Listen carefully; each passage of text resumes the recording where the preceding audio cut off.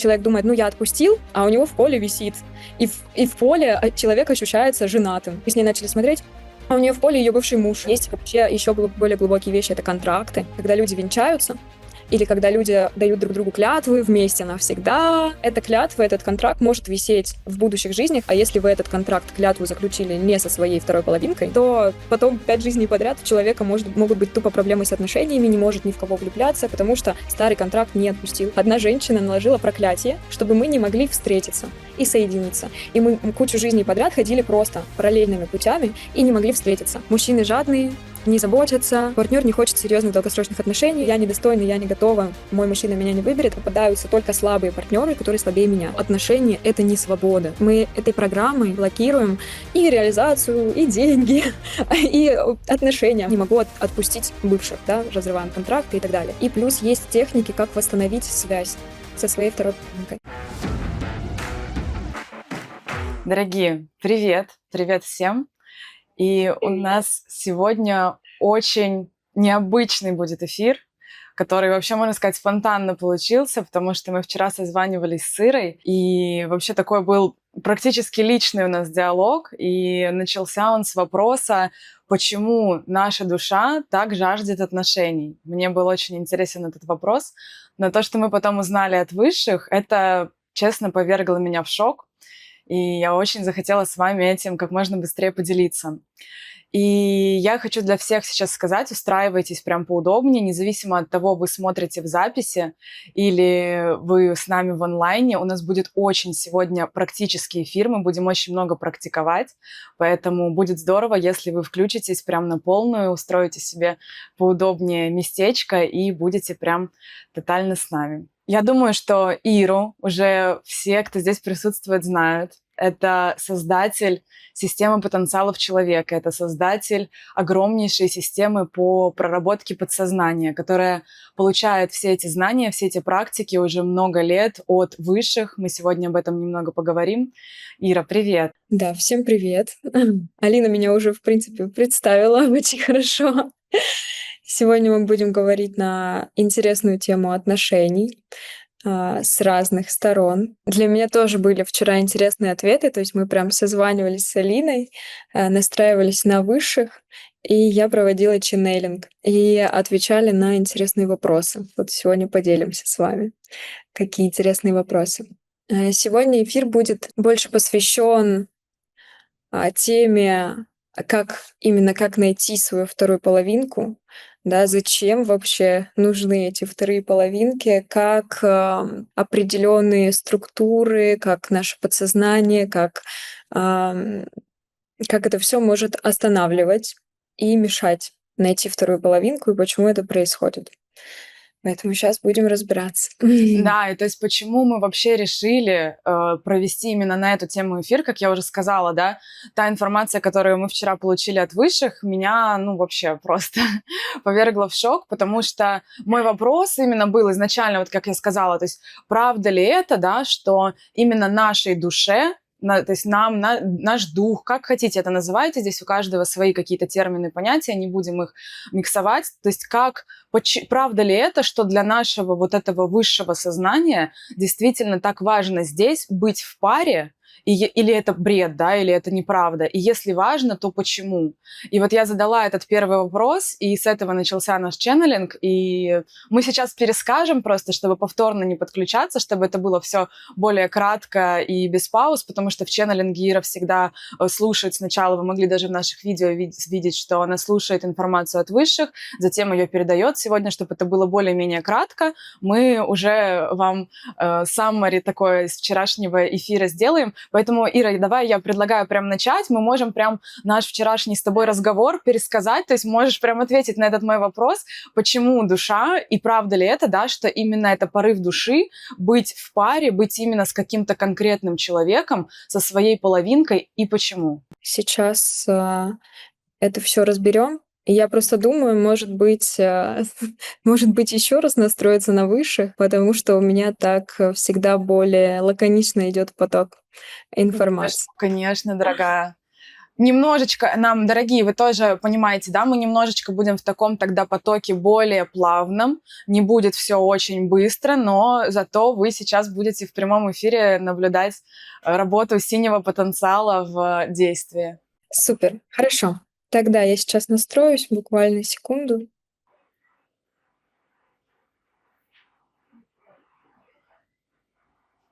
Давайте, наверное, мы всем полем настроимся, настроимся на запрос по отношениям. Я сейчас сделаю небольшую практику, чтобы эфир получился максимально полезным. Давайте закрываем глаза, настраиваемся и ощутите, как постепенно ваше тело расслабляется, как расслабляются ваши ноги, как расслабляется ваш таз, живот, грудная клетка, как расслабляются руки, шея, голова. Почувствуйте, как вы открываетесь к связи со своим высшим «Я», со своим духом, со своей душой и со своим телом.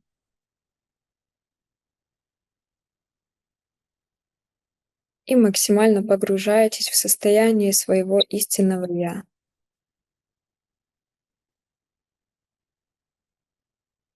И теперь проговорите, что я обращаюсь к своему высшему «Я», к своему духу, к своей душе, к своему телу. И принимаю решение сегодня получить самые важные ответы для меня, которые помогут мне выйти на новый уровень развития в теме отношений.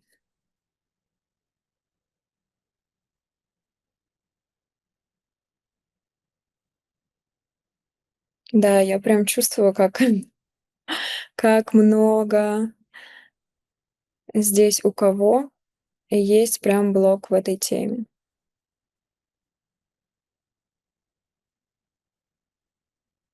Значит, не просто так мы все собрались сегодня.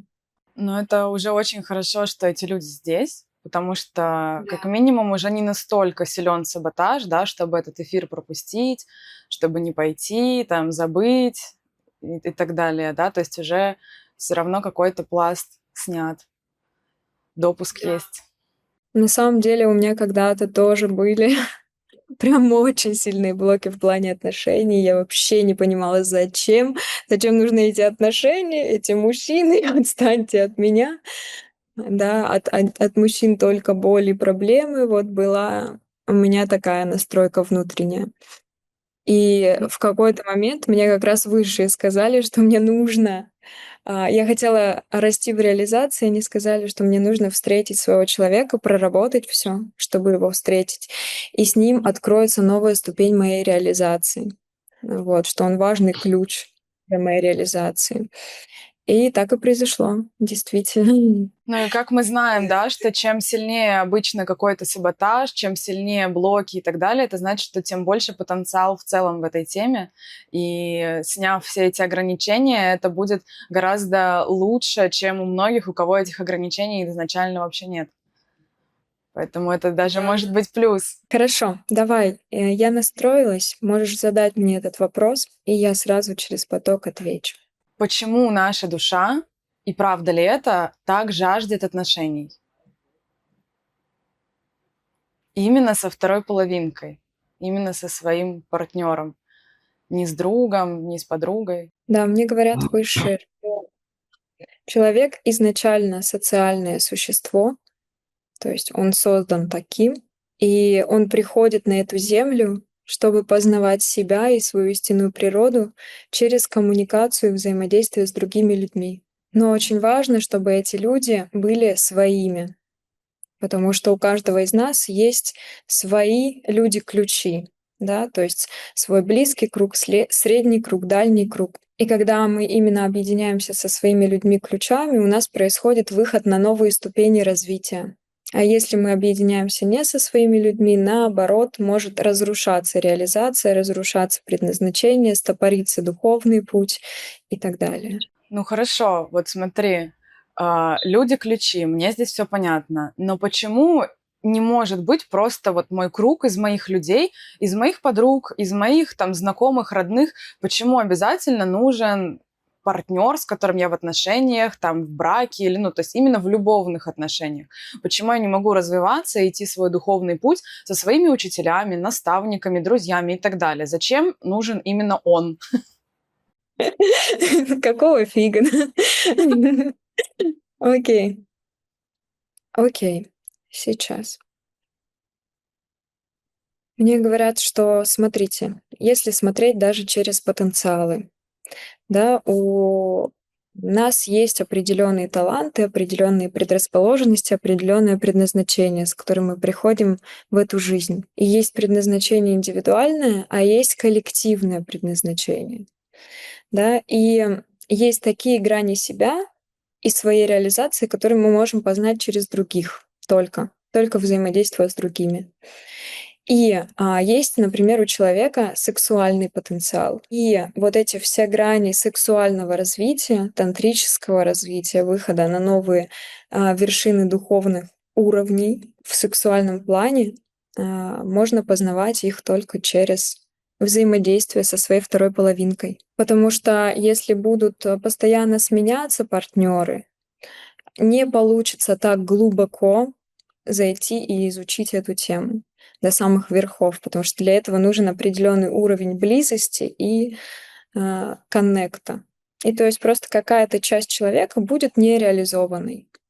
Вот. А так как у нас все потенциалы связаны друг с другом, да, то есть у человека, ну, например, есть 3 сильных качества, он классно, например, влияет на мышление других людей, да, фиолетовый, какой-нибудь прям маг. Он, может быть, красиво поет, да, какой-то второй желтый у него потенциал, и, может быть, оранжевый еще делает бизнес.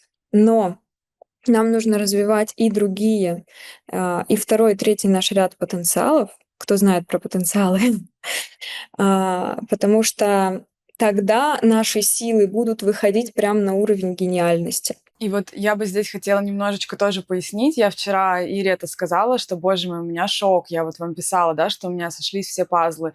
Я просто вижу сейчас здесь еще в эфире очень много практикующих, кто практикует практики энергетики, назовем их так. Это же именно про то, о чем эти практики, да, что мы, ну не то что должны, но одна из наших целей — это реализовать полностью все свои грани. То есть это вот, как Ира говорит, да, уметь не только бизнес делать, деньги зарабатывать, да, это одна шакти наша, да, наша одна энергия, одно проявление божества, но еще и вот это, и вот это, и вот это, и вот это, то есть принять все свои формы, раскрыть их. И у меня прям был вчера действительно инсайт, что а как я могу раскрыть ту шакти, да, или ту энергию, называйте там, да, как хотите, опять же таки, в зависимости от вашей терминологии, как я могу раскрыть в себе тот элемент, который отвечает за сексуальность. И я настолько в этот момент действительно думаю, вау. То есть если эта тема закрыта, вот как Ира говорит, то есть если вообще, да, закрыто, хочется отстраниться от отношений, избегать отношений, то есть там как-то уйти в пещеру или в работу, и в практике еще куда-то, да, ну, здесь понятно, она полностью закрывается. Когда идет какая-то непонятная смена партнеров, да, или вроде попытки выстраивать отношения, но там тоже все рушится, все равно не раскрывается полностью эта грань. То есть это потребность, да, это желание этой шакти остаются постоянно неудовлетворенными. Ну, то есть туда же, если мы про психологию идем, там, этой части наши и так далее. И я настолько вчера увидела, то есть про потенциалы, мы уже много раз говорили, и с Ирой тоже отдельно созванивались, что это прям очень схоже со всем, что мы в практиках изучаем, да, про нашу структуру энергетики, что у нас есть очень много разных потенциалов, да, что у нас есть и такая грань, и они есть у всех. То есть каждое существо, каждый дух, он целостен. Просто у кого-то раскрыта в данном воплощении вот эта грань и вот эта, а все остальные не раскрыты. но мы-то идем к тому, чтобы себя полностью раскрыть, чтобы себя полностью проявить. И как мы можем тогда забывать про вот этот элемент, который за собой там еще и на самом деле подтягивает очень много других? У нас уже есть первый вопрос. То есть это правда, что у каждого человека есть своя истинная вторая половинка? Мне говорят, у многих есть, но есть определенные исключения и случаи, когда второй половинки, например, еще нет, можно так сказать. То есть есть случаи, когда человеку в этом воплощении, например, нужно определиться, с кем я хочу идти в вот этот вот божественный союз. Есть моменты, когда, например, происходят сбои в переходе между жизнями, и одна душа застревает. Вот, и может просто, ну, как бы не родиться или поздно родиться. То есть чаще всего вторые половинки, они очень быстро друг за другом перевоплощаются, чтобы проходить вместе дальше путь. В каком процентном соотношении примерно то количество людей, у кого есть вторые половинки в этом воплощении, и вот это вот исключение? Это там 50/50 или 99,1? Где-то 85. Может ли быть такое, что другая половинка воплощена где-то в другом мире? Ну так, дорогие, мы же все воплощены в разных мирах. Но я так понимаю, что вопрос в том, что другая половинка воплощена только в другом мире, а в этом ее нет. Ну, мне говорят, что да, может быть такое, но это очень маленький процент. И плюс есть техники, как восстановить связь со своей второй половинкой. То есть, условно, у меня была такая ситуация, что с самого детства я ощущала, что мой человек, он далеко. То есть вот я когда мечтала там о своем принце, о своей любви, у меня было четкое ощущение, что вот он где-то далеко, и мы никогда не можем пересечься, что мы идем параллельными путями. И я росла с этим ощущением. И потом в какой-то момент, когда я уже практиковала, когда уже работала с подсознанием, с прошлыми жизнями и так далее, я увидела в практике, которую мне высшие проводили, что у нас 500 лет назад, в общем, одна женщина наложила проклятие, чтобы мы не могли встретиться и соединиться. И мы кучу жизней подряд ходили просто параллельными путями и не могли встретиться. И страдали там от неразделенной любви, рано умирали. В общем, очень такой тяжелый был круговорот событий. И потом, когда я проработала у себя эту программу, произошла очень интересная вещь. Проработав эту программу, что мужчина далеко, сняла вот это вот 500 лет назад проклятие, моему мужу, с которым мы уже 7 лет вместе, ему захотелось вдруг внезапно приехать в Сочи. А я жила в Сочи в этот момент. Вот, а он на Бали жил вообще. Он не собирался возвращаться, но тут ему пришла навязчивая идея, что нужно приехать в Сочи, и мы там с ним познакомились вот буквально сколько прошло после проработки, ну, меньше месяца, получается, после проработки вот этой программы. Поэтому может быть даже так, что есть какие-то программы, сценарии, которые мешают вам встретить человека, которые ограждают вот этот путь, не дают ему до вас дойти, и вам вообще познакомиться, соприкоснуться. И если их убирать, то происходит соединение. Вы же, да, дорогие, я вижу здесь очень много практиков, вы же прекрасно понимаете, что наша реальность, ну, по факту, не хочется мне сейчас говорить вот эти там, что мы в матрице и так далее, да, но это действительно же очень иллюзорно, и мы создаем вообще все. Мы можем лепить свою реальность на определенных уровнях практик вообще как хотим. То есть даже вещи, которые, казалось бы, сейчас не существуют на данной ветке, да, где мы находимся, мы производим определенные действия, мы совершаем определенные практики, и мы уже, наша реальность полностью вообще пересобирается под то, что мы хотим. То есть это настолько пластичная реальность на самом деле, когда ты ей умеешь управлять. Когда нет, понятно, там вообще судьба четко, и не шаг влево, шаг вправо. Но когда ты уже нарабатываешь этот навык, все действительно становится очень пластичным. Очень. Я, иногда поражаюсь, насколько вещи, которые мне кажется, что, они никак не могли произойти. Это просто, невозможно вот на этой планете, там, в этом воплощении и так далее, они происходят просто вот как будто всегда так и было. У нас новый вопрос. Неужели совсем без половинки не найти полноценную целостность себя? То есть разве человек не может найти вторую половинку в себе самом? Давай спросим у высших. Мне говорят, здесь не совсем правильно употреблять слово «вторая половинка», да, то есть мы его употребляем, чтобы было понятно. На самом деле, естественно, человек целостный. У каждого человека есть свое индивидуальное предназначение, есть свой индивидуальный путь. И первые уровни духовного развития, на первых уровнях духовного развития важно познать себя и реализовать индивидуальное предназначение. Но есть более высокие уровни духовного развития, которые подразумевают взаимодействие с другими людьми, выполнение коллективного предназначения. То есть есть более высокие уровни предназначений, которые уже в одиночку не реализуются. И ваш человек — это, не ваша вторая половинка, да, то есть вы не половинки, которые соединяются и становятся чем-то целым. Нет, это спутник, с которым, да, что такое спутник? Совместный путь. Это человек, с которым у вас совместный путь, совместное предназначение, есть какая-то совместная часть реализации. И тогда ваша жизнь раскрывается еще более полно, еще более ярко, потому что термин «вторая половинка» — это больше про какую-то созависимость, да, то есть если мы прям будем циклиться на термине, а не на сути, то это типа я неполноценный, ты неполноценный, давай соединимся, будем чем-то полноценным. Вот, но это не так, да, то есть, конечно, корректнее можно называть это спутник или тот самый, или человек-ключ.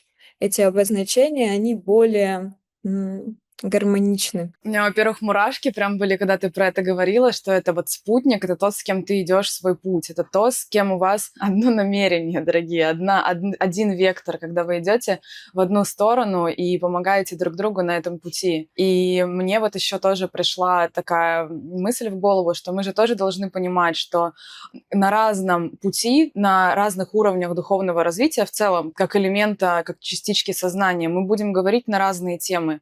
Мы сейчас не говорим про воплощенных в камнях частички сознания, да, и так далее, что там другие задачи, понятно. Есть уровень сознания, где, там, я не знаю, средние века какие-нибудь, где души проходили опыты выживания, бесконечных каких-то сражений. То есть это совсем другой уровень сознания. И есть уровень сознания, но я говорю, здесь очень много практиков сегодня. Это когда ты уже намерен выйти в тело света. Это тоже немножко другая история. Здесь сейчас не те люди, которые завтра собираются в тело света.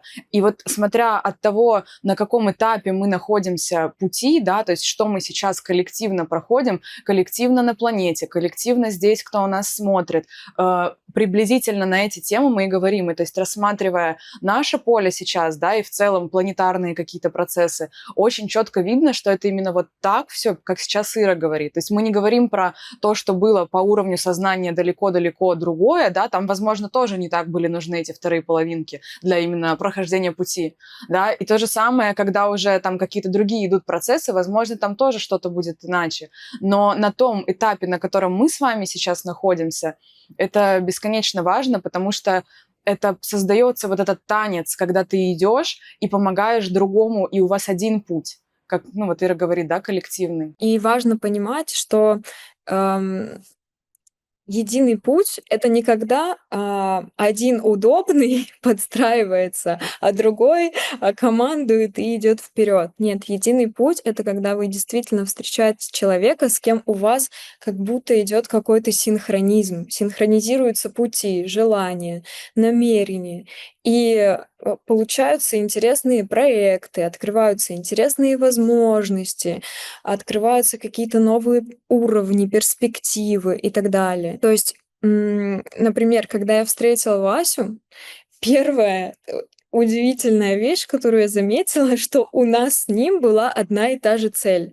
То есть он хотел поехать в Питер и потом на Бали, и у меня точно так же было. Я хотела посетить Питер, пожить там чуть-чуть и поехать на Бали. И вот сколько лет мы вместе, у нас постоянно очень круто синхронизируются наши желания и мечты. То есть они изнутри возникают, желания, мечты, видения, и мы общаемся и такие: о, как вот это круто соединяется, как вот тут можно круто соединить.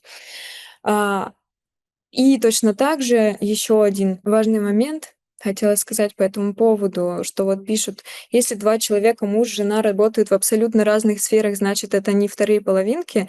Нет, это не так. На самом деле у разных, пар разные есть виды совместного предназначения. Это ж не обязательно совместно только вот деньги зарабатывать. Да, как бы на деньгах, всё не зацикливается. Да, то есть это может быть, например, может быть, у вас классное вместе предназначение — это, а, именно построить какой-то красивый дом, родить красивых детей и вместе практиковать какие-то духовные практики, да, может быть. А может быть, у вас, совместный путь в том, чтобы строить какой-то один бизнес, да, там, и развиваться через это, и в том числе и детей, секс и так далее. То есть вы можете разными способами соединяться, но есть, 3 важных момента, которые, важно, чтобы присутствовали в паре.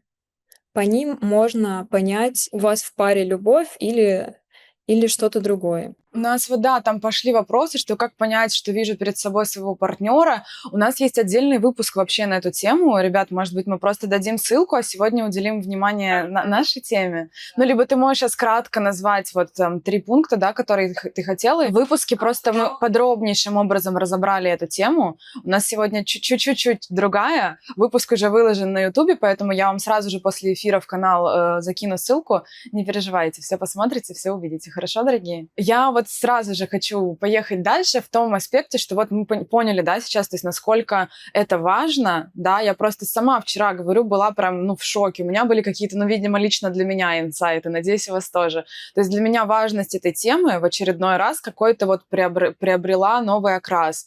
И у меня сразу же возникли следующие вопросы. Почему тогда, да, если это настолько важная тема для нашего предназначения, для нашего духа, для нас, как для частички сознания, почему так много людей вообще не хочет отношений? Почему кто-то хочет, но не получается? Почему у кого-то так закрыта эта тема? То есть, вот даже с теми же самыми деньгами, нет так много вопросов. Все четко понимают, что, хочу денег, там у всех разное количество, надо мне, да, как иначе я проживу.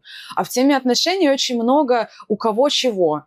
Кто-то не хочет серьезных отношений, а кто-то хочет, не может построить. Кто-то говорит, я вообще вот тут пошел в пещеру, мне тут это только мешает. То есть разные какие-то настолько вот отторжения от этой темы. Почему, если это настолько фундаментально?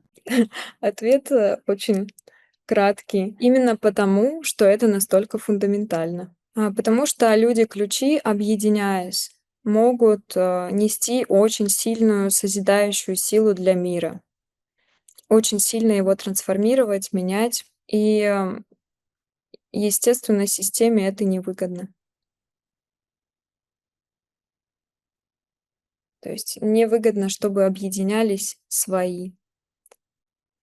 Потому что они могут слишком ярко светить, слишком высоко расти. И вот тоже, я помню, ты мне как-то говорила, я тоже на себе это проходила, что когда ты в этом соединении, да, то подтягиваются как будто очень много других сфер.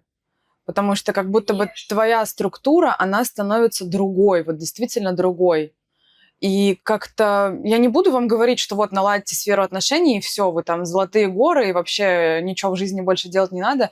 Нет, оно не так, но действительно вот на своем опыте могу сказать, что это очень по-разному ощущается, когда ты в одиночку двигаешься и когда ты двигаешься в союзе. Это, вот правда по-разному. Именно то, как реальность на тебя тоже реагирует, оно действительно отличается. Да, и именно в адекватном союзе. Вот, то есть еще такая интересная вещь, что люди, так много времени тратят, например, на выбор техники себе, да, или там на покупку обуви или одежды. Вот, а в отношениях: "О да, кто приплыл к моему берегу, того и возьмем". Подожди, я бы сказала не так. Как я это вижу, это не кто приплыл, а к кому непонятно, почему возникли вот эти вот просто, да, вот эти вот там бабочки или не бабочки, или еще что-то, вот вскружило голову. А вот почему оно вскружило на Васю или Петю из соседнего подъезда с бутылкой пива, это хороший вопрос.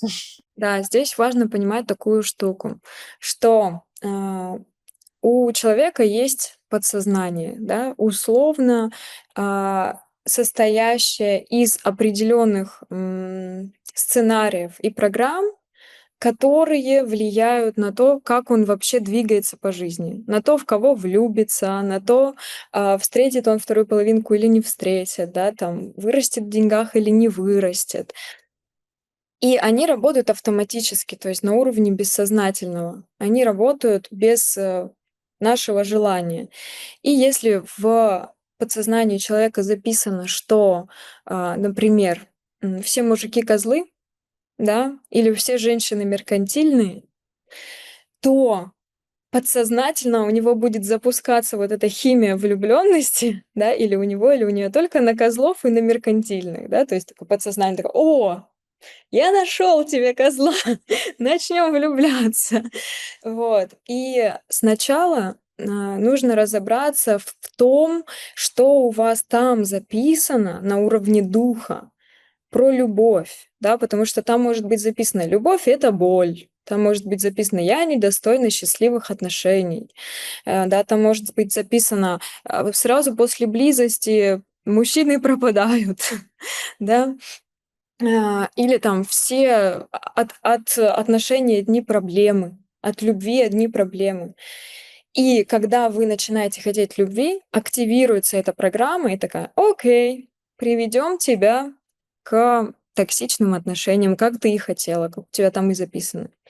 Поэтому люди на сознании могут мечтать о счастливой любви, читать сотни книг, смотреть фильмы, а, слушать подкасты, что угодно, и, хотеть построить счастливые отношения, а в жизни будут постоянно натыкаться на жесть. Да, ну, вроде я хочу, вроде я визуализирую, вроде я настраиваюсь, а почему происходит постоянно жесть? Потому что есть более глубокие пласты, с которыми нужно работать, чтобы перестроить свою реальность.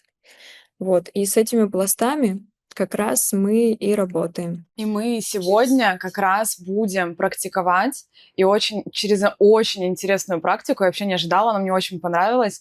Вы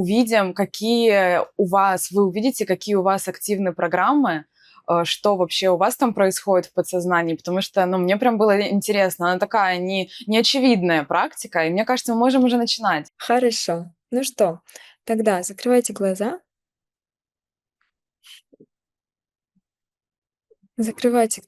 настраивайтесь.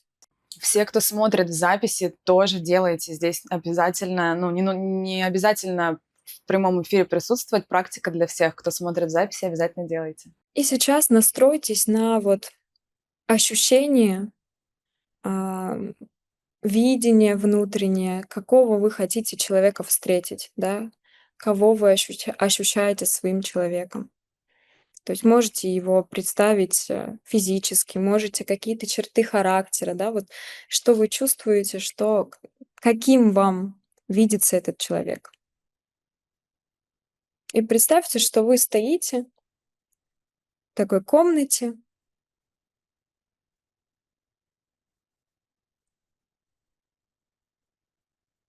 в каком-то общественном месте, и вдруг в дверь заходит вот этот человек, тот самый, женщина или мужчина.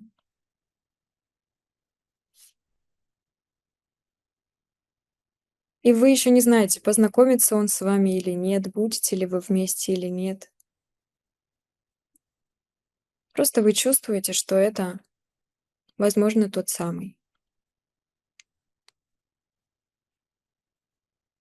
И проследите, какие ощущения у вас возникают внутри. Настройтесь, может, какие-то страхи, что ой, я недостойна, ой, он меня не заметит. Или я снова ошибусь, и он снова окажется не тем. Наши пути все равно разойдутся. Да, то есть вот что у вас возникает внутри, какие мысли, какие эмоции, какие ощущения в теле. Может, сжимаетесь или наоборот такая расслабленная, все иду.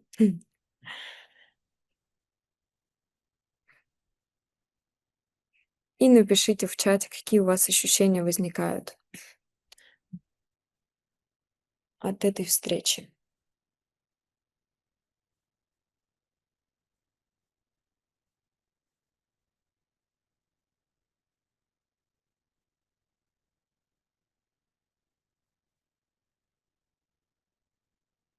Ощутите прям вот, готовы ли вы к этой встрече.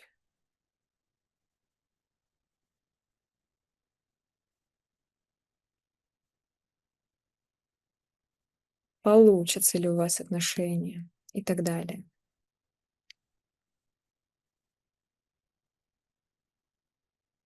Мгм. И Уже прям вот очень обратите внимание максимально на свои мысли, какие у вас возникают.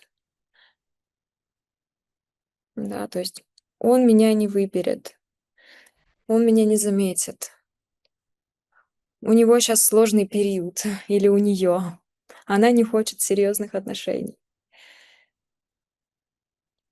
Что может такого произойти, что помешает вам быть вместе?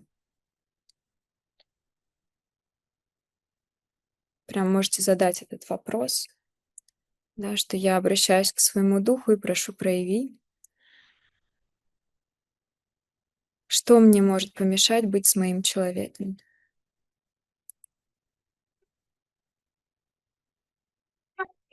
И пишите ответы. У нас уже очень много ответов. Могу зачитать? Да, да. Смотри, вот прям первый. Рыдаю с первых секунд. Я как будто через стекло смотрю на другую реальность, и нет у меня туда доступа. Это точно программа, да, что невозможно встретить своего человека, что мы в разных реальностях. Это как у тебя была, да? Она создает вот такое ощущение внутри, что мы не можем пересечься, мы в разных мирах, мы где-то в параллельных реальностях, но важно понимать такую штуку, что у нас много параллельных реальностей. И вот те практики, которые я даю и которыми я работаю, они переводят человека на другие ветки реальности.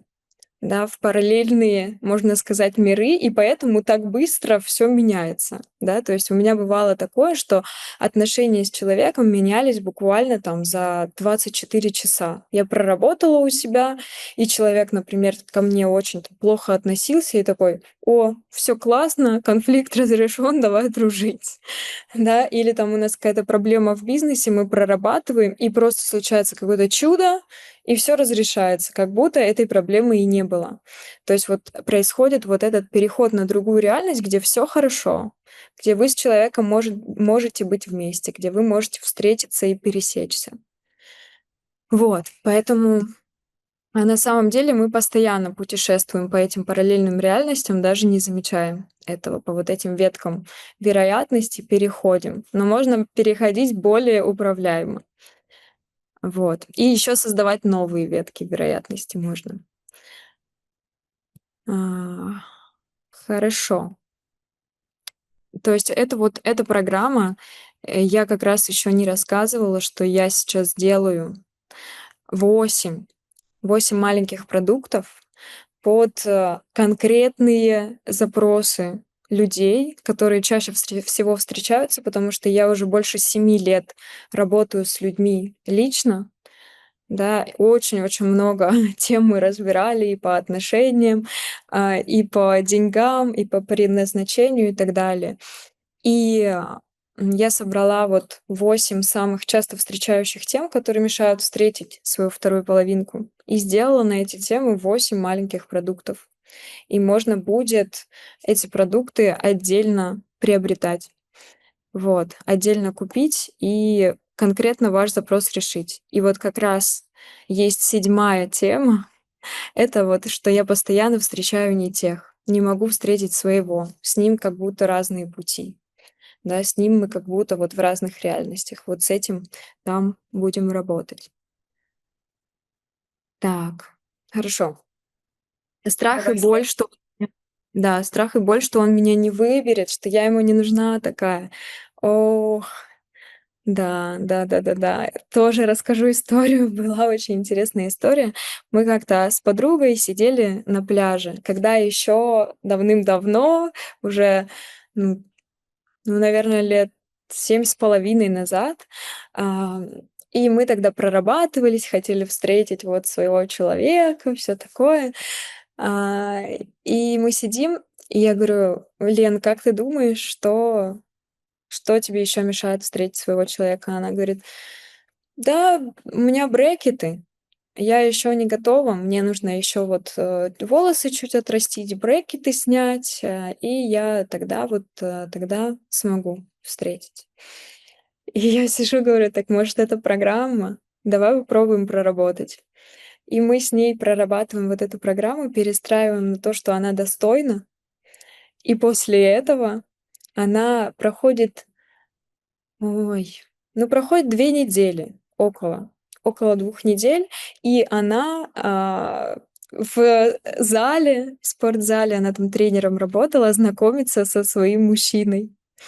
И самый прикол в том, что они полгода ходили в один и тот же зал и ни разу не пересекались. Они были как будто в разных реальностях, они не видели друг друга. И вот этим своим ощущением, что я недостойна, я не готова, мой мужчина меня не выберет, она тоже не давала ему найти ее, встретить ее. Заметить, да, проявить, интерес, чтобы какие-то чувства опять же таки вспыхнули. Это очень частая тема с ощущением недостойности. Мы этой программой, этим сценарием большим, на самом деле там комплексный большой сценарий, мы блокируем и реализацию, и деньги, и отношения, много чего, потому что сидит программа: "Я еще не готов, я еще не готов, мне нужно еще подготовиться, еще улучшить себя, еще подучиться, еще. А это не заканчивается, потому что программы цикличны. Они незаканчиваемы. Вот, и есть люди, которых всю жизнь преследует это отношение, и это вот важно прорабатывать и убирать. И по факту мы же просто ходим, и вот оно внутри сидит, что он меня такую не выберет. Вот это же имеет определенную вибрацию, вот эта мыслеформа, вот эта программа, да, то есть мы отдельно тоже, кстати, в выпуске с Ирой обсуждали, что каждая программа — это вообще по факту сущность. Ну, не какая-то там астральная и так далее, но тоже сущность, определенная структура, иногда даже очень осознанная, которая не хочет там погибать и так далее. Тоже дам ссылку на наш выпуск с Ирой, где мы все это разбирали. И мы ходим, и вот эта вибрация внутри нас. Я недостойна, он меня не выберет, он меня не выберет, он меня не выберет. И мы мимо вот так с этим человеком проходим. Мы все чувствующие, мы все экстрасенсы. Просто даже если этого кто-то не знает, не понимает, человек интуитивно считывает с этой девушки, что ну, я ее не выберу. Она же транслирует, он меня не выберет. Он это чувствует, он ее не выбирает. Все. То есть все, ну, максимально примитивно просто на самом деле. То есть как мы можем получить что-то другое, нежели то, что мы излучаем? Да, и люди часто думают, что вот мне достаточно сейчас вот, просто повизуализировать, да, там, или, может быть, послушать аффирмации, и я Да. перенастроюсь на другую волну. Но важно понимать, что, вот смотрите, полчаса вы попрактиковали там, повизуализировали, в день. Это и то максимум. Но наш мозг и наше подсознание работает 24 часа в сутки. 24 часа в сутки мысли из подсознания транслируются в окружающую реальность и создают ее. Да, и вот условно полчаса в день я почувствовала, что я красивая, я достойная, а потом остальные 23,5 часа подсознание транслирует: "Ты недостойна, у тебя не получится, ты ничего не сможешь". И когда мы работаем вот как раз-таки практиками, ну, теми практиками, которые я работаю, они убирают, перенастраивают внутри трансляцию, и ты начинаешь излучать другое. Да, человек просто начинает 24/7 излучать: "Я красивая, я достойная, да, обо мне заботятся, меня любят" и так далее. И, естественно, люди начинают реагировать по-другому, другие начинают события раскручиваться в жизни, и просто открываются новые и новые уровни.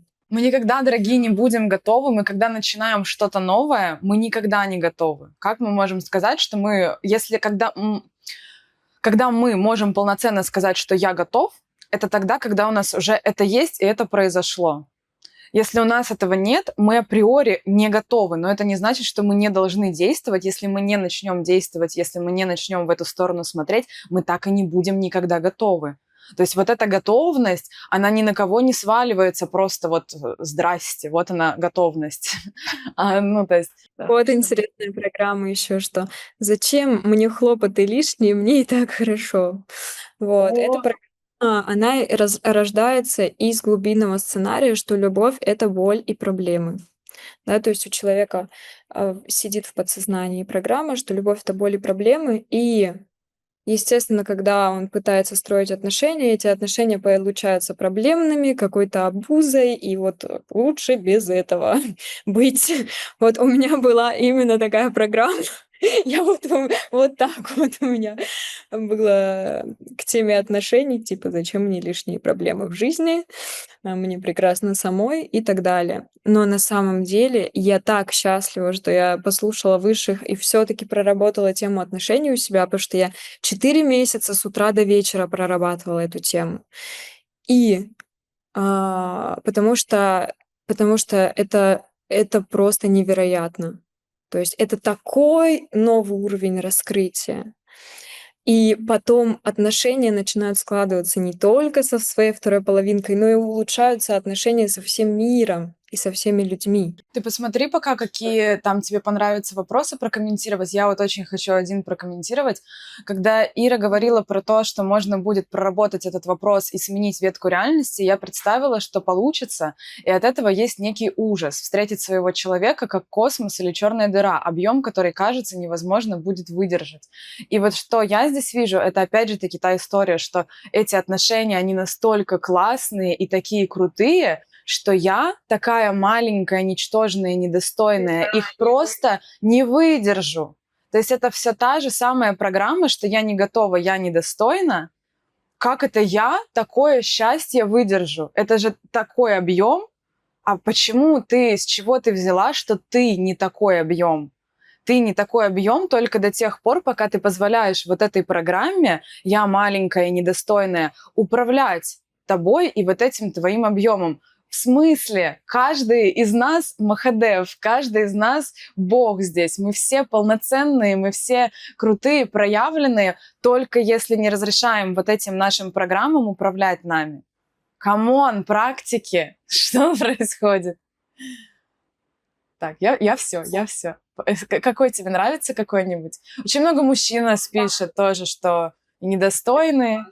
Это, конечно, не классно, но что мужчины тоже сюда включаются. Это очень здорово. Я тебе говорила, у мужчин абсолютно такие же вопросы. Вот, ну, скажите, кто нас тут смотрит, абсолютно один в один. Разницы вообще никакой в программах. Да, смотрите, еще очень много ответов, ну, несколько ответов точно есть на то, что а вдруг меня не заметит, а вдруг пройдет мимо, есть так много красивых девушек и так далее. И вот это уже сценарий невидимки. Есть такой подсознательный сценарий, туда еще сущности подкрепляются к этому сценарию, который делает девушку или мужчину незаметными особо для окружающего мира. И у таких людей мало того, что с ними мало кто знакомится, но еще и про них могут забывать, им могут там не выдавать премии на работе, их могут обходить стороной возможности. То есть мир их как будто не очень сильно видит. И даже их какие-то молитвы и их какие-то желания мир может не замечать. Да, то есть просто как будто люди-невидимки. И вот эту тему мы тоже прорабатываем на одном из этих продуктов, потому что она очень важная, потому что, ну, мало того, что она мешает объединению вас с другими людьми, да, нахождению своих ключей, выходу на новые уровни предназначения реализации. Ну и еще вас Вселенная может не слышать, условно. И как будто вот то есть у человека на тонком плане вокруг него вот такая вот прозрачная оболочка и такая скользкая, как будто медуза, и она закрывает его. И вот эту штуку ее нужно прорабатывать, потому что у своих клиентов, у кого я прорабатывала, там у одного актера ему роли начали давать в кино классные, там а, у девушки была тоже проблема, которая искала, ну, которая хотела вот встретить свою вторую половинку, с ней начали мужчины знакомиться. Она вот сейчас еще в процессе идет к своей второй половинке, проработала невидимку, потом еще проработала у себя, что мужчины обо мне не заботятся, мужчины жадные, и ей начали попадаться очень классные, щедрые, ресурсные, сильные мужчины, и, в общем, двигается к себе и к своему человеку. Ира, а можешь рассказать пару слов? Мы просто так сказали продукты. Пару слов про маленькие продукты, как они устроены, вообще почему они маленькие и так далее. И мы пойдем ко второй практике. Я очень хочу вторую практику сделать. Там, где Там где что? Там, где мужчины на тебя смотрят. Ну или женщины. Много. Окей. Классная практика, она вообще очень мне зашла. Там прям так можно подсознание просто обойти через эту практику, что очень легко высвечиваются конкретные программы, хотя ты такой вообще, да вроде просто там посмотрели на меня. Все, сори, я не спойлерю больше. Расскажи, пожалуйста, про продукты. Про продукты. Смотрите, почему это маленькие продукты? У нас есть большой тренинг, «Магия любви» называется, о котором мы с Васей рассказывали в подкасте, вот который как раз на который Алина даст ссылку. И в этом большом тренинге прям глубоко разбирается и очень обширна тема того, как прийти к своей второй половинке, какие у вас есть негативные архетипы в отношениях, как, в общем, как наладить отношения, даже если вы в паре или если вы ищете своего человека. Там большая фундаментальная работа на несколько месяцев. Вот. А есть маленькие продукты, которые идут буквально 5-7 дней, и в которых мы прорабатываем маленькую одну тему. То есть невидимка — это одна из, ну, минимум 300 тем, потому что есть 300 архетипов отношений негативных, которые вот мешают нам строить счастливые отношения со своим человеком. И вот это один из 300, одна из 300 тем, которая разбирается буквально за 5-7 дней. Там даются практики проработки, то есть там 8 практик, где вы прорабатываете разные программы. Там, ну, 5-7 уроков обычно. И поэтому это маленький продукт. Но он бьет прям в точку и работает именно с конкретной темой. И вот сейчас 8 продуктов. Первый продукт на тему невидимки, да, что меня не замечают, со мной не знакомятся и так далее. И то есть можно по факту за 3 дня самостоятельно проработать вот такую фундаментальную тему. То есть если, да, невидимка — это ваша проблема, 3 дня, окей, 5, да, максимум, и вы больше не сталкиваетесь вообще с этой проблемой. То есть у вас это уходит, причем не только с отношений, но и с других сфер. Если у вас какой-то другой сценарий, потому что 8, почему Ира определила 8 продуктов? Потому что это все-таки, как она сказала, да, у большинства людей именно эти программы. Не те 300 других, там уже это более, ну, такие индивидуальные, редкие и так далее случаи. То есть это 8, которые, ну, просто вот самые часто встречающиеся. Вот. И за 3-5 дней это проработать, это, конечно, еще и самостоятельно, соответственно, научиться делать практики проработок, это вообще просто лайфхак. Потом вы практики сможете применять. Вы по факту, да, сможете применять и с другими программами, потому что там очень понятен алгоритм сразу же, как вообще это делать. Особенно если у вас есть фиолетовый потенциал, вы очень быстро в эту вольетесь сферу, вам станет вообще все понятно, вы и другие свои программы какие-то сможете также прощелкать, потому что поймете, как это в целом работает. Да, вот. Плюс еще, да, вот как раз на этих маленьких продуктах мы даем первый уровень наших практик по работе с подсознанием. То есть есть более высокие уровни, глубокие уровни практики, но они уже изучаются на больших продуктах. У нас есть продукт управления реальностью как раз, где мы глубоко изучаем вот эти техники перемещения на разные ветки реальности, выхода на свой путь, проработки всяких негативных ситуаций и так далее. Есть магия любви. Это вот большой тренинг по отношениям.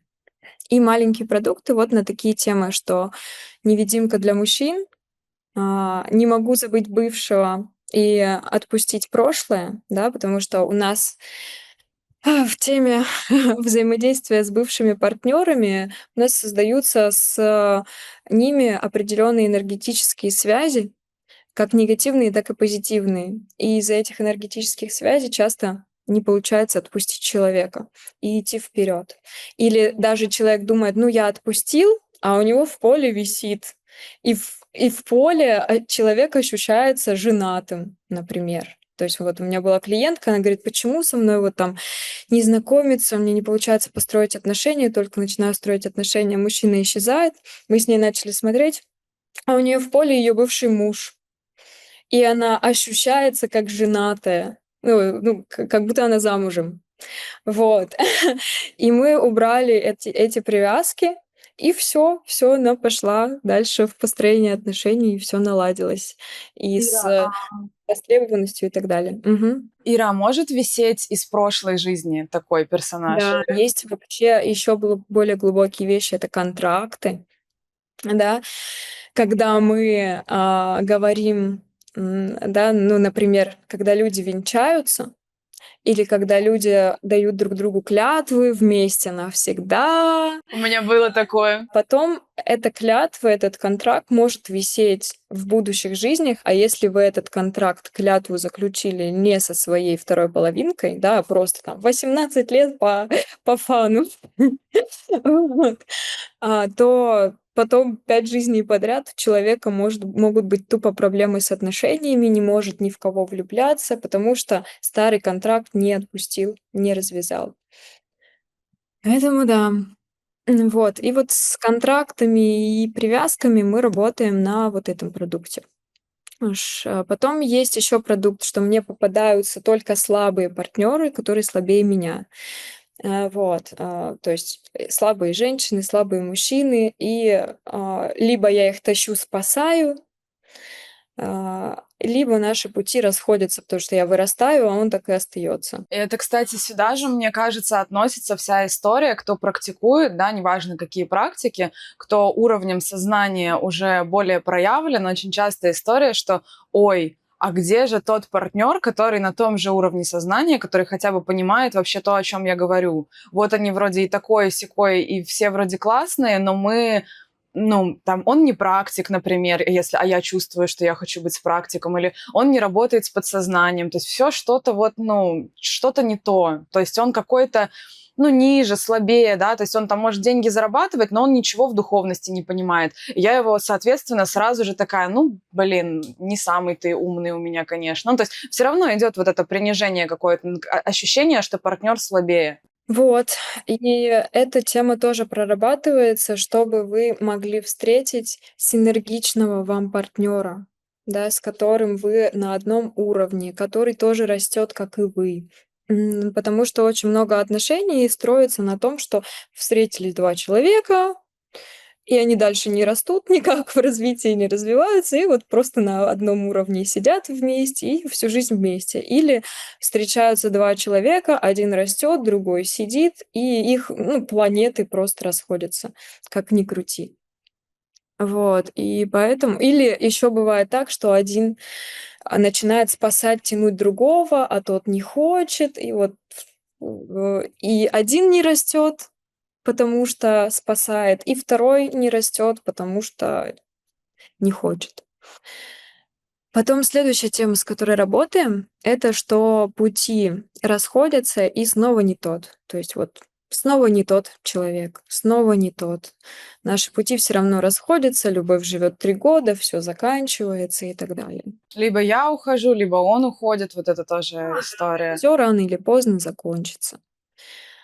И здесь мы как раз прорабатываем, чтобы встретить человека, с которым пути не расходятся, с которым у вас вот действительно ваш спутник, с которым по пути. Вот.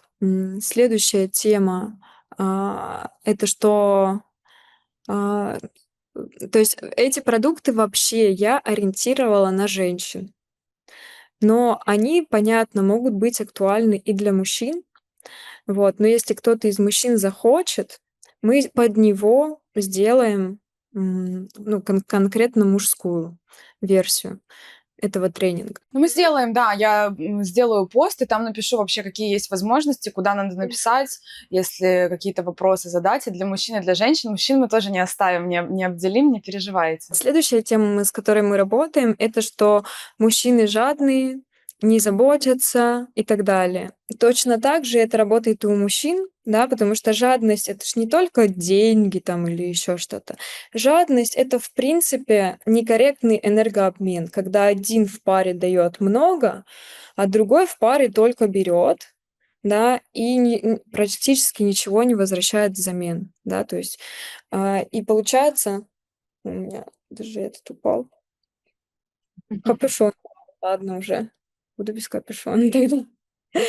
А, и получается такая вещь, что, из-за вот этого некорректного энергообмена один в паре истощается постоянно, а другой, требует и требует, и не дает ничего взамен.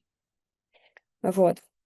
И мы прорабатываем так, чтобы вы встречали тоже щедрых, благодарных, классных партнеров, с которыми гармоничный энергообмен. И нет вот этой позиции, да, там, мама, ребеночек или папа и доченька, когда один спасает, тащит другого. И нет позиции жадности тоже. Так.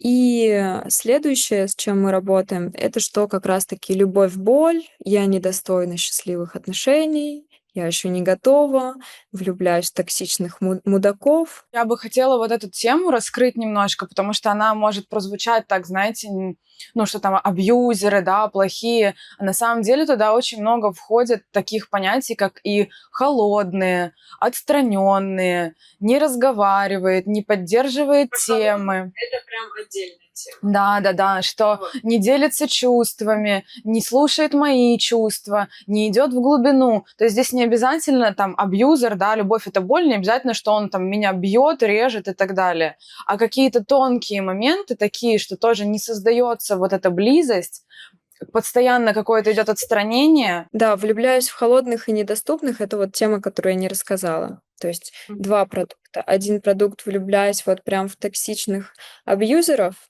и любовь — это боль и проблемы. А другая тема — это влюбляюсь в холодных и недоступных, с которыми невозможно сформировать близость, которые то есть, то нет. Секс произошел, и он до свидания. Вот, или там, то появляется, то исчезает в жизни, да, там раз в полгода и так далее.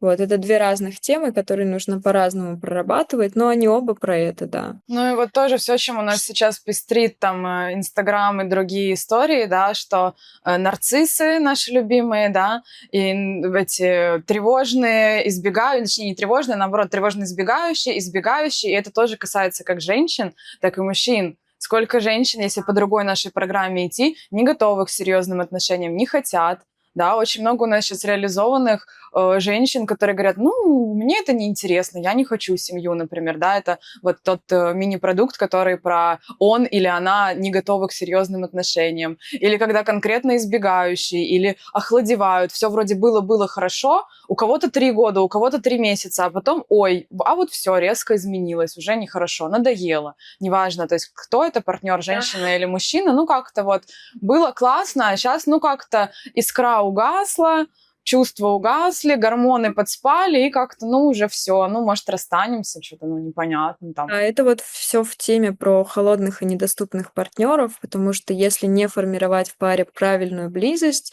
то любовь угасает. Вот.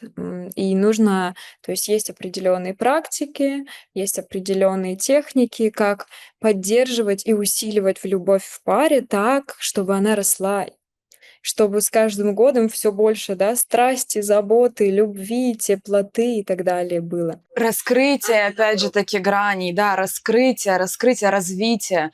Про что мы говорили, что когда ты идешь вместе этот путь, вы начинаете с какого-то старта. У тебя такая конфигурация, да, твоей энергетики, вообще всей твоей структуры. У него такая там или у нее. Вы идете этот путь, и вы оба раскрываетесь, раскрываете в себе еще одну грань, еще одну, еще одну, еще одну. То есть мы же здесь для этого. Когда мы встретились, и вот как Ира говорит, сидим в стагнации, это, слава богу, если не падаем куда-то еще там откатываемся вниз, да, наоборот, то есть помогать друг другу раскрываться, помогать друг другу раскрывать разные грани, исполнять свое предназначение, неважно, вы там в одной сфере работаете или вообще в разных, поддерживать друг друга на пути, когда вот этот танец двух энергий создает гармоничное развитие в других сферах, который раскрывает путь, вообще раскрывает дороги, когда где-то сложно идти одному, всегда есть дома вот та поддержка, которая всегда верит, да, всегда помогает. И это вот такой постоянный взаимообмен, постоянный процесс на вот этом пути нашем, как духовном, так и материальном. Только сейчас поняла, что у меня избегающий тип. Ты еще правильно написали, что мало осознать программу, ее нужно еще и проработать. Да, да, вот это вот прям оно. Потому что действительно в сфере эзотерики у многих есть такое заблуждение, что вот я сейчас осознаю, и вот я уже проработал. Но нет. Вы просто будете понимать, ну да, я невидимка для мужчин. Все. Как бы вы ее осознали, но ничего особо не изменится. И поэтому, конечно, следующий этап меня завесили, вау. Да, и вот, конечно, следующий этап — это изменить этот код, изменить эту настройку, чтобы реальность поворачивалась к вам другим образом. Я вообще, знаешь, так смотрю на наш чат. У нас такой интересный чат. У нас сегодня очень много и мужчин, и женщин. И я вообще такая думаю, так, нет ли здесь вообще среди нас каких-то вторых половинок? Поэтому я вас призываю. И вот у меня прям пришла эта мысль, поэтому кто знает, куда бы мы ни выложили этот эфир, да, пишите в комментариях, находитесь, кто знает. В телеграм-канале у меня тоже я сделаю отдельный пост, можете прям его находить, он будет в закрепленных сообщениях. Пишите там, может быть, вообще кто-то найдется, это будет очень интересно. Я говорю, что буквально несколько дней назад созванивалась с клиентом, который проходил тренинг магии любви у нас. Вот. А сейчас он вообще там хочет и нас продвигать, и, в общем, очень классные возможности открывает для нас. И он говорит, я в отношениях, угадай с кем, с ученицей из магии любви. То есть они прям на тренинге познакомились, и у них отношения классные, вот. Поэтому он такой, поэтому магия любви работает, да, работает. И вообще неудивительно, да, такое же поле создается. Возможно, тогда действительно даже, возможно, тебе идея пришла создать этот продукт, вообще и другие, да, для того, чтобы именно там объединить многих людей. Красота, вообще красота. Причем у нас просто на том тренинге было всего 2 мужчины. Но здесь у нас гораздо больше, я смотрю в чате, у нас прям И почти 50 70 на 50. женщин. И эти мужчины умудрились встретить там свою любовь. Вот такие дела. Сейчас мой желтый потенциал будет выгуливаться. Давайте, поболтаю с вами. Фестиваль восхождения под Геленджиком для поиска половинок. Да, интересно. На самом деле про то, как не случайно все происходит. Вот я скоро как раз в телеграм-канале в своем буду делиться. То, что у меня происходило на последнем мастер-майнде, это вообще была какая-то магия. Я не ожидала, насколько люди в одном поле, настолько вот нашлись друг для друга. Люди нашли себе партнеров, люди нашли себе мастеров, учителей. Это что-то вообще нереальное произошло. То есть те, кто приходили, те именно свои запросы реализовывали. То есть у одного человека был такой запрос, и там на мастер-майнде нашелся другой человек, который именно реализовывал его запрос. Поэтому не случайно абсолютно. Алина, у тебя уже есть вторая половинка? А Алина не скажет. Вот если бы вы на меня были подписаны в телеграм-канале, вы бы все знали. Не буду рассказывать. Я на самом деле, у меня был момент, я прорабатывала очень много, когда это было в январе. В январе я в январе прорабатывала очень много программ на тему отношений, и так получилось, я тогда проживала расставание со своим человеком, и ровно тот пул программ, который я проработала на тему отношений. То есть, ну, там как было, что определенные возникали, я довела все до самого последнего пика, то есть я ничего не прорабатывала, отношения ухудшались, ухудшались, ухудшались, я ничего не прорабатывала, и когда уже все подошло к тому, что мы принимаем решение расставаться, я такая, ну, надо прорабатывать, ну, когда ж еще? Я начала прорабатывать, я просто по 4 часа в день, каждый день прорабатывала, не то чтобы восстановить эти отношения, а просто, ну, уже все, уже деваться некуда, и прорабатывала. И для меня было просто шоком, когда ровно тот пул программ и сценариев, потому что у меня все выписано, то есть я все веду дневник, скажем так, своих проработок, ровно то, что я проработала, человек, которого я встретила после этого через сколько, получается, через 3 месяца, через 3 или через 4 месяца, ровно эти программы, то есть то, что я встраивала в себя, именно так, как я хотела. То есть ровно то, что я проработала, вот просто вот держите, получите, распишитесь. И тут начался другой интересный момент, что то, что я не прорабатывала, мне этот человек, естественно, подсвечивает, что у меня в подсознании еще вот такая есть программка, я такая, окей, проработаем. А еще вот такой сценарий, окей, проработаем. То есть то, что я не проработала, осталось, а воз и ныне там, как говорится. То, что я проработала, просто муа. Так, кто захочет, тот найдет. Так, ну что, поспрашивайте, пока Иры нет, что-то, может быть, вас про вас интересует. Так интересно, я полгода назад пробовала смотреть длинное видео твое с Ирой, и мне было прям тяжело. Что-то влекло, а что-то отталкивало. Саботаж на Иру. А сейчас чувствую, что это что-то меняющее, что это что-то мешающее просто ушло. И так приятно и легко слушать. Сейчас информация заходит. Вот поделиться. Спасибо большое, дорогая, что поделилась. Часто, да, такое бывает. Часто у нас в том выпуске с Ирой тоже очень много мы затрагивали тем, в целом насчет того, какие бывают программы. Там не про отношения абсолютно выпуск, там в целом про все, про то, как работает наше подсознание. Я тоже ссылочки оставлю. И тут, видите, такая вещь с этими программами. Многие другие темы, более простые, которые не затрагивают именно вот наши программы-сценарии, идут даже к распространению, даже та же самая тема потенциалов, вы про нее знаете наверняка.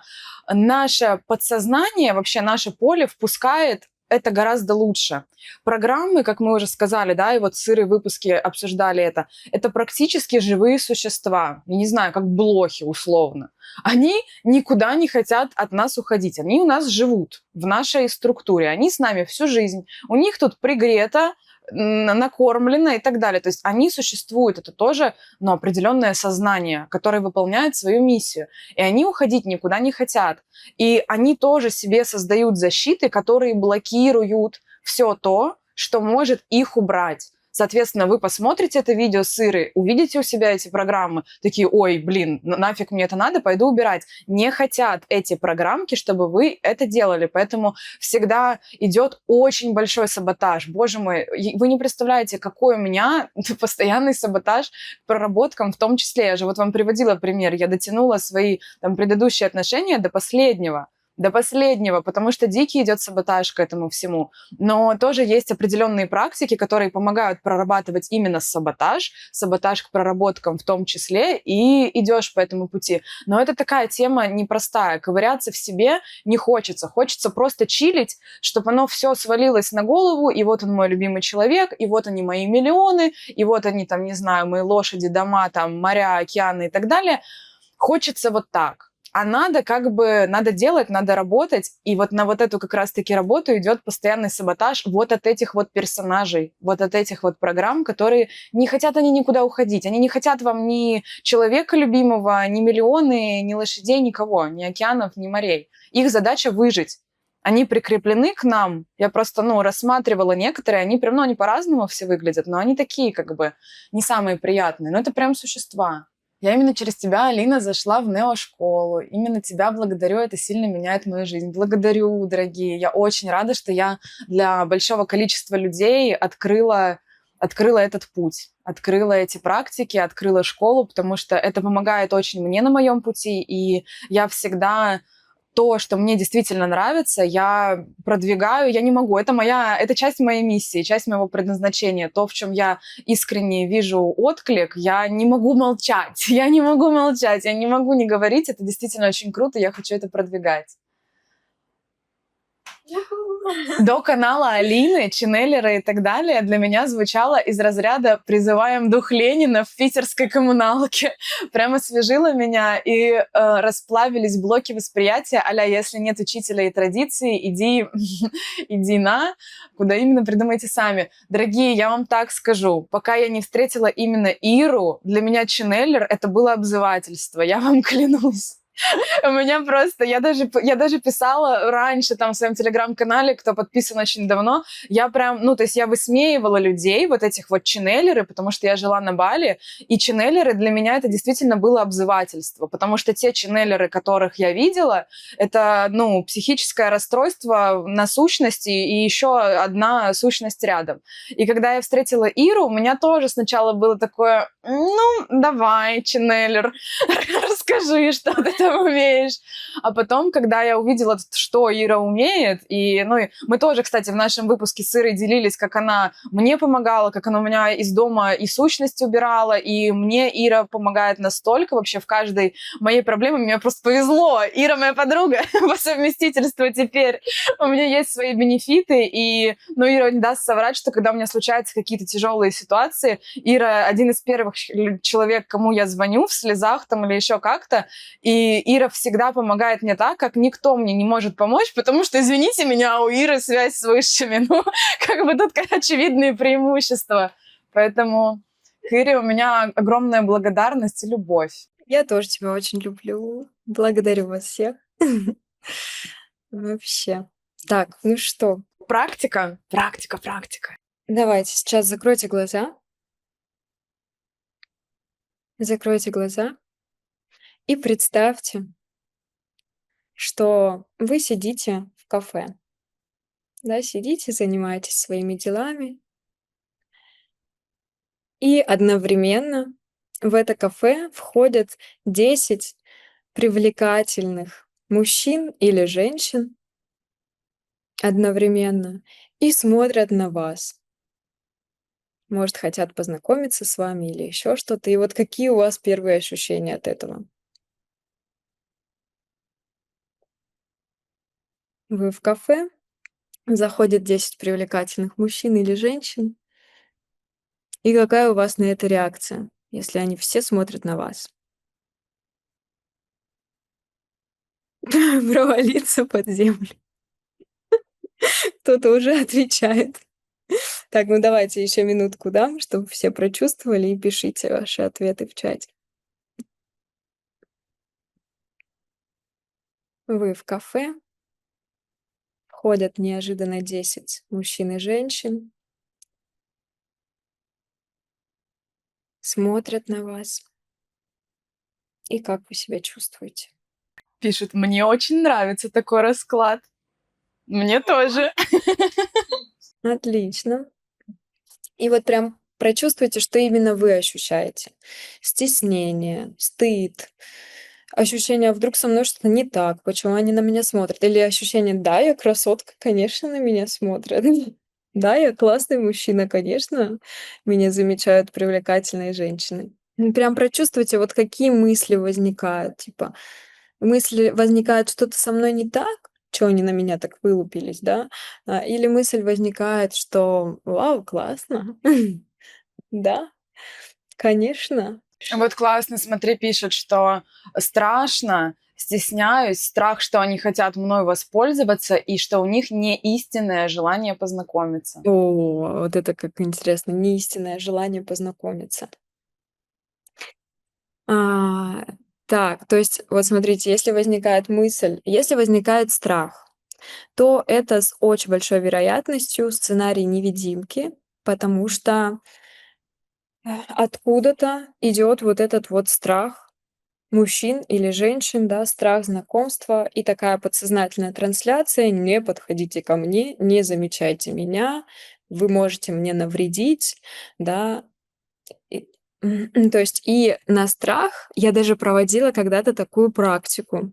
Очень интересно. Когда-то давным-давно у меня была такая ситуация, что со мной, ну, практически никто не знакомился. Я искала вот свою вторую половинку, но мне, я уже не говорю, что там не звали на свидание, не дарили подарки, но даже не знакомились. Вот. И, я думала, может, со мной что не то, может, я недостаточно красивая, но выглядела я, в тот момент намного хуже.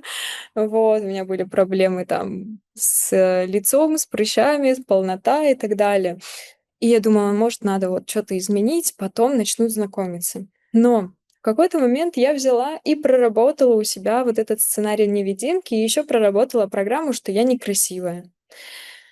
И буквально в этот же вечер я от подруги вот после проработки спускалась домой и шла, к себе домой. Это было в Сочи. Останавливается машина, и мужчина со мной знакомится и говорит: "Да давай я тебя подвезу". И он подвозит меня до дома, там буквально 10 минут, и говорит мне: "Ты такая красивая". Меня просто у меня просто мурашки по всему телу, типа так быстро. Вот, и, потом со мной начало знакомиться много мужчин постоянно. И до сих пор такой эффект, что со мной часто вот я прихожу в кафе, познакомиться несколько мужчин, несколько женщин, легко со мной общаются. Я так, в принципе, часто и нахожу друзей. Вот. И даже порой клиентов и бизнес-партнеров, которые вот просто знакомятся. Вот, и куда бы я ни пошла, там в спа, в кафе, ну вот, где угодно. Даже если мы с Васей вместе идем, со мной умудряются знакомиться. Это самое веселое. Ну, тут видишь, какой самый интересный момент, что сейчас он тебе пишет: "Ты красотка, ла-ла-ла", но ты в тот же день, ты, значит, была такая же полная, с теми же прыщами, то есть никуда ничего не ушло за полчаса. Да-да-да. То есть суть в том, что я внешне тогда не поменялась. То есть у меня проблема с, прыщами, например, на лице и полнотой была еще где-то года 2, пока я ее не проработала отдельно. Но эти 2 года со мной знакомились просто очень классные мужчины, приезжали там на больших машинах, а, звали на свидание и так далее. И, это все идет изнутри. И когда мы с Васей познакомились, я выглядела, ну, я могу вам фотку Мы показать. показывали тоже в выпуске с Ирой и Васей, там прям есть Ирины фотки, я вам дам ссылку, посмотрите. И Вася мне каждый день говорил: "Ты красивая, ты такая классная". Делал мне кучу комплиментов. И это не зависит от вашей внешности, это зависит от внутреннего состояния. И потом постепенно, конечно, программы вот начали на меня влиять, и внешность изменилась. Но это уже прям отдельная была история. Сначала нужно поменять вот это внутреннее ощущение, что я красивая, привлекательная, достойная. Вот. А, и дальше. Короче, про невидимку, да, что вот, начали знакомиться, и я проводила такой эксперимент. Как-то я взяла и настроилась на эмоцию страха. Мне было интересно, что будет, если я буду ощущать страх. И как-то я в этом страхе пришла в спа. А, и просто вот настраиваюсь на страх мужчин и женщин. И за это время со мной никто не познакомился. Потом я пошла в кафе с таким же страхом, настроилась на эту эмоцию, и ко мне никто не подошел. Потом на следующий день я снова пошла в это же спа, снова пошла в это же кафе, но уже с состоянием, что, я открыта, я готова знакомиться, я, ну, вот дружелюбный, классный просто человек. Да, мне люди не могут навредить. Все хорошо и со мной, и с людьми. И со мной сразу же начали знакомиться. То есть все очень сильно зависит от состояний. А вот эти подсознательные программы, они включают ваше состояние на автомате. Да, то есть, они автоматически работают. Когда влияет программа, ее очень сложно контролировать. Очень сложно ей управлять. Так, вот. Поэтому сейчас посмотрим ваши ответы. То есть страх — это невидимка, ступор, заторможенность, возбуждение, вожделение. Интересно, интересно. А, так, зажатость. Да, нужно убирать невидимку. Они вообще сразу представляются смеющимися между собой. Страх, что надо мной смеются. Да, да, этот страх тоже может включать невидимку. А вот слушай, мне интересно разобрать вот этот ответ. Тебе не кажется, что здесь может быть про сценарий с «любовь — это боль»? Что абьюзеры смеются, издеваются и так далее. Вот что-то Да, мне да, это почему-то может чем-то... быть соединение. Соединение, что, ну, от отношений я могу пострадать, да, если на меня будут обращать внимание, со мной знакомиться, то обязательно как-то причинят вред. Вот, как-то унизят, засмеют, оскорбят и так далее. И тут соединение и невидимки, и вот этой любовь — это боль. Может быть, М. да. Еще что эти 10 мужиков только секс нужен. О, да.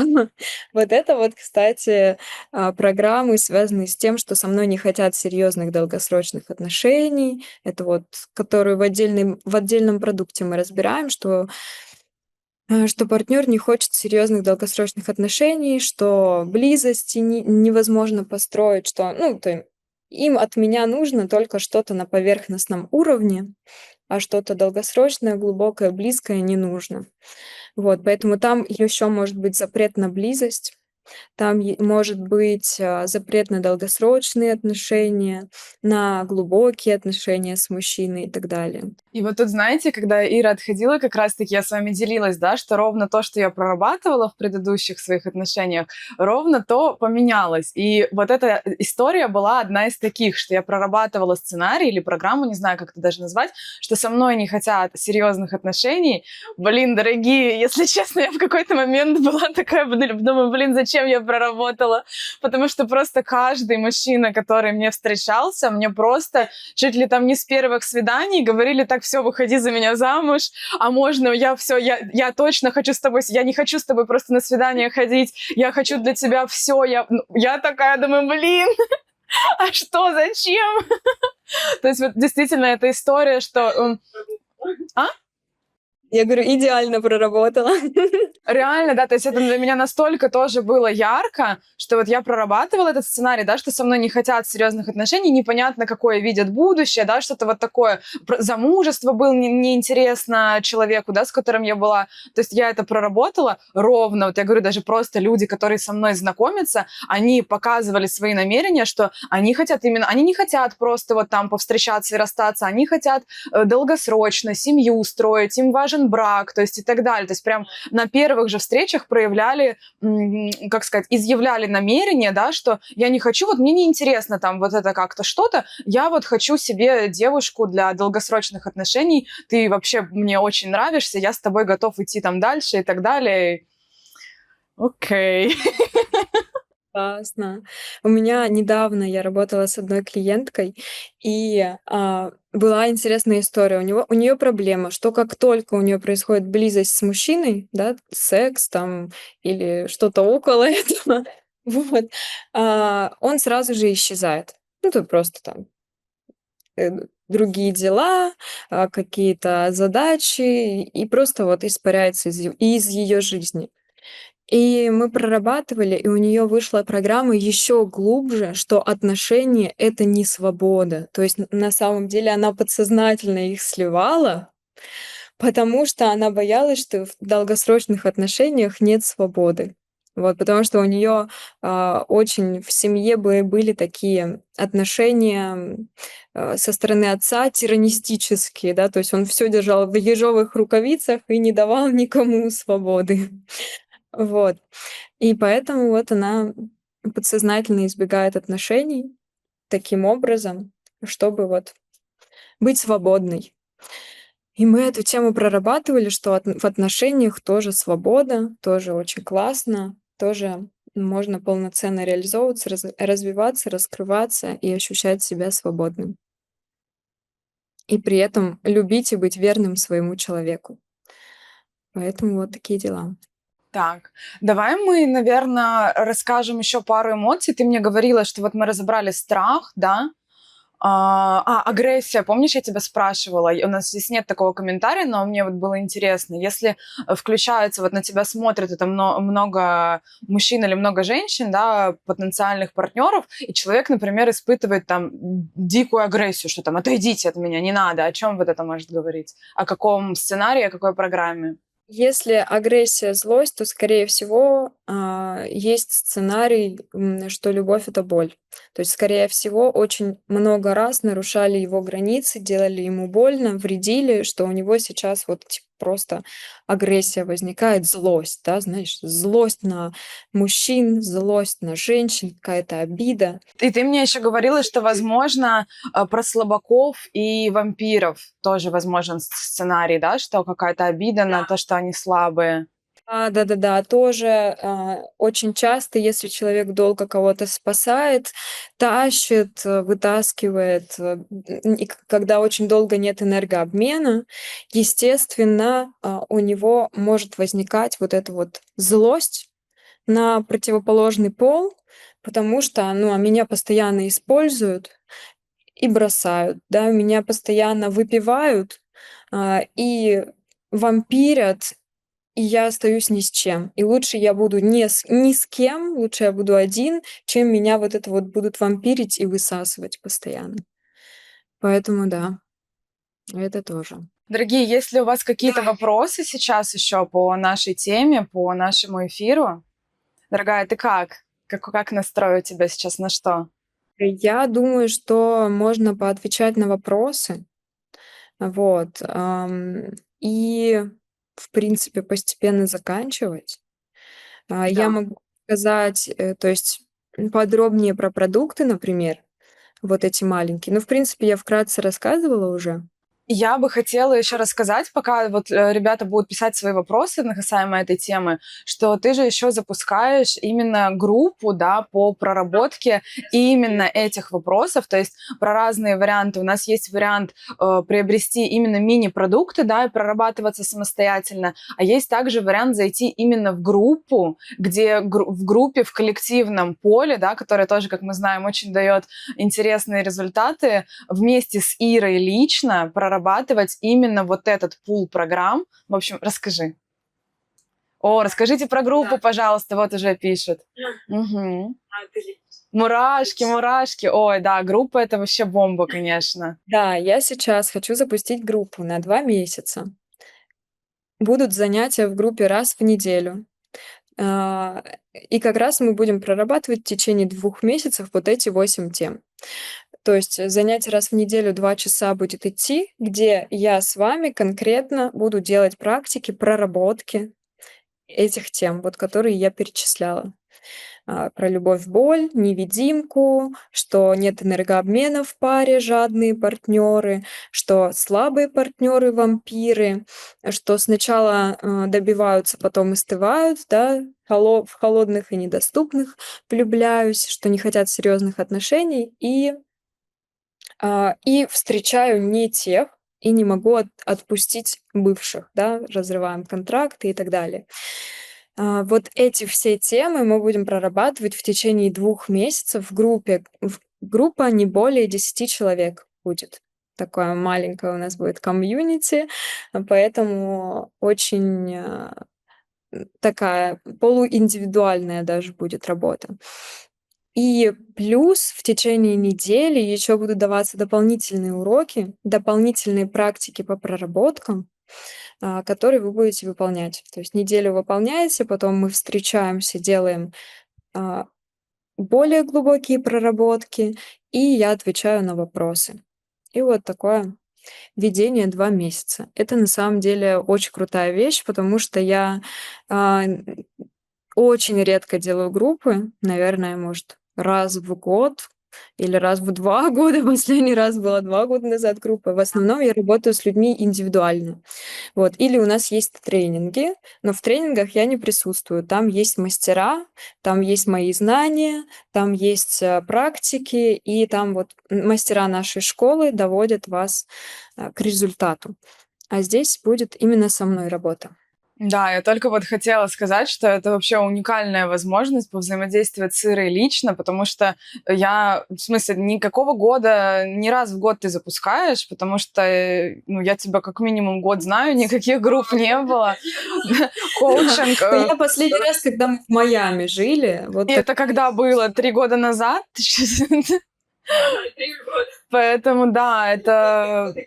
У Иры есть личный коучинг, да, но личный коучинг с Ирой, соответственно, конечно же, и более дорогостоящая. Такая возможность зайти на группу, и еще такую камерную, где действительно идет практически индивидуальная работа в таком теплом, поддерживающем пространстве. Это супер возможность. такой вопрос, если таких программ нет, но запрос есть по финансам поработать или с самоценностью. Не планируете такое делать? Да, конечно, планируем. То есть следующая партия мини-продуктов, которые я буду делать, их буду делать на тему финансов. Вот. А, На тему самореализации у нас есть система потенциалов, очень классный продукт. На тему самоценности тоже можно отдельно сделать.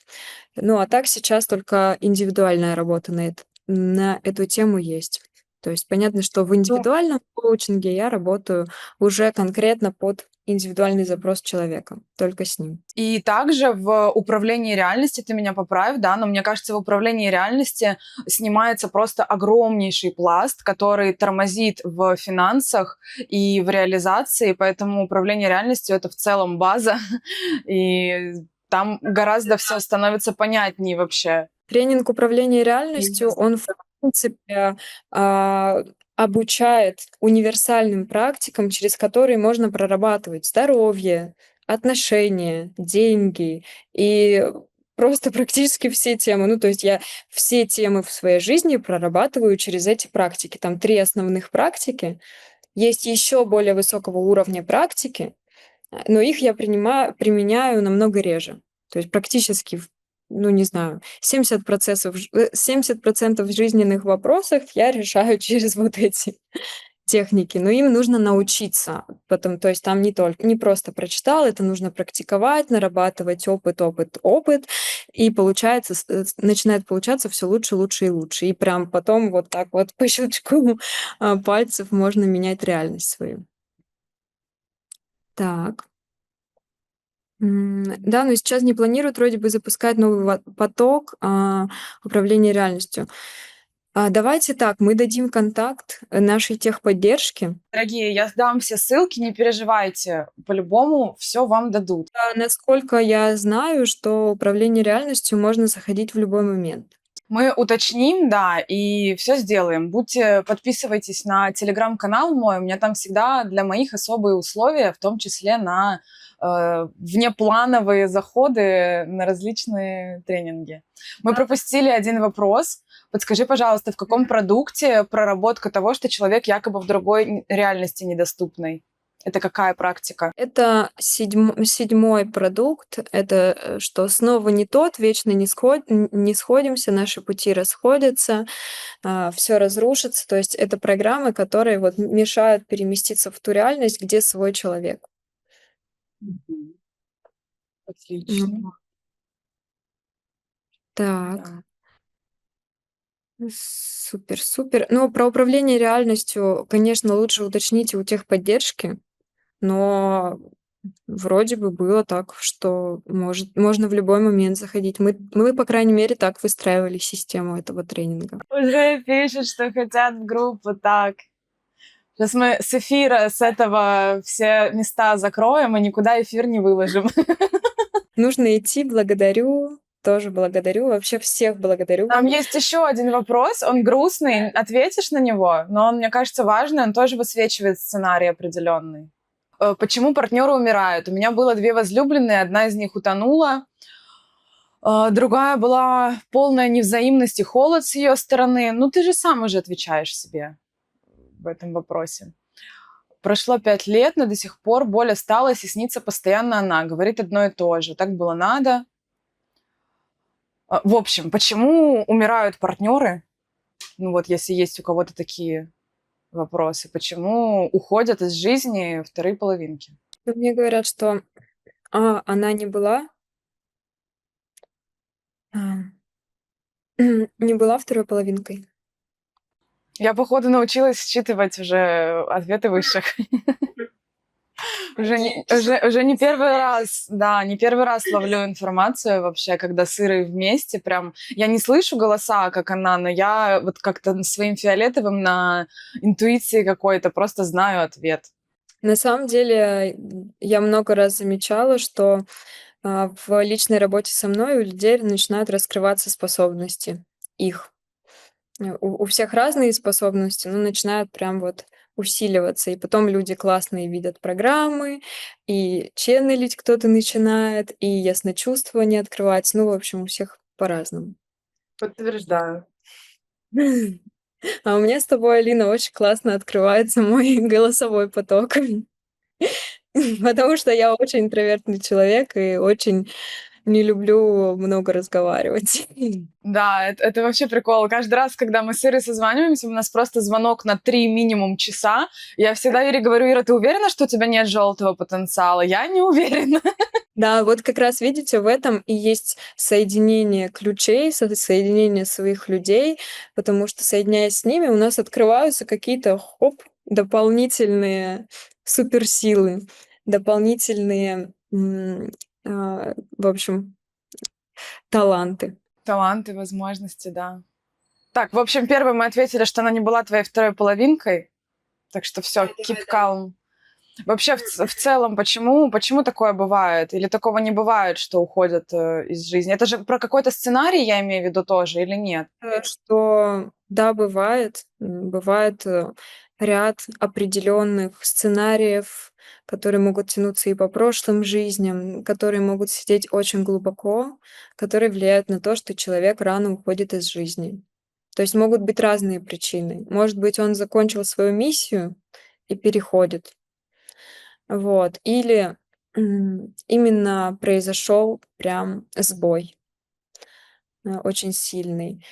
Или произошел, ну, то есть, миссию не в том плане, м, как это сказать, что он переходит на новый виток развития, а в том плане, что его дух понимает, что в этой жизни он, ну, типа, закончил развитие, что он не сможет в этой жизни уже вырасти дальше, что какой-то тупик образовался. Потому что переход, на самом деле, в более высокие мерности, он происходит чуть по-другому.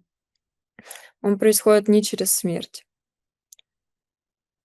Но об этом это отдельная тема. Ну, а вот следующее, Расул, то, что ты пишешь, что холод и так далее, но это же классически то, что мы разбирали одной из сегодняшних программ, что мои партнеры холодные, не отвечают взаимностью там и так далее.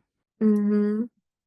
Так, пишут, как нравится всем у меня в Телеграм-канале. Спасибо. Я думаю, что уже нужно завершать. Да. И нас в целом уже просто, в общем, пошли общаться в чате, ребята. Дорогие, давайте в Телеграм-канал «Думая сердцем» все заходим, да, и продолжаем общаться. Вот. Напишите там, также я выложу сейчас пост, напишите, какие вы хотите еще темы услышать от Иры, потому что мы вообще вчера так с Ирой подумали, что мы хотим чаще с ней проводить эфиры, раз у нее так раскрывается желтый потенциал со мной. Поэтому мы всегда отталкиваемся от ваших запросов. Вот нам уже поступил один про финансы, да, как минимум. Спасибо большое тому, кто поделился, да, что есть такой запрос.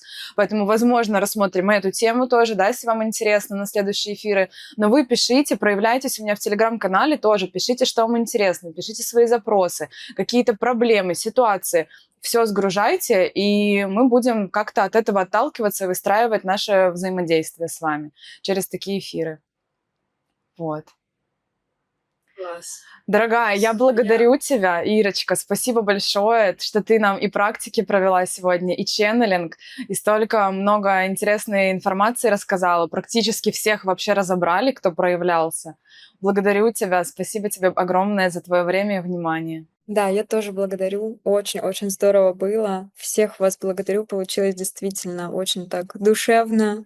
Мне очень хорошо на душе сейчас внутри, поэтому очень классная атмосфера была благодаря вам. Да, нам так и пишут, что самый волшебный эфир получился, такие уютные посиделки. Спасибо большое вам обеим. Спасибо, дорогие, вам, что вы такая теплая, приятная, чувствующая, любящая, у нас отзывчивая аудитория. Нам было очень с вами приятно сегодня. Две милашки. Две милашки, да. Вы тоже у нас милашки. Все, дорогие, завершаем. Продолжаем общение в телеграм-канале «Думай сердцем». Вы знаете все, куда идти. И ждем следующих эфиров. Все, дорогая. Пока-пока.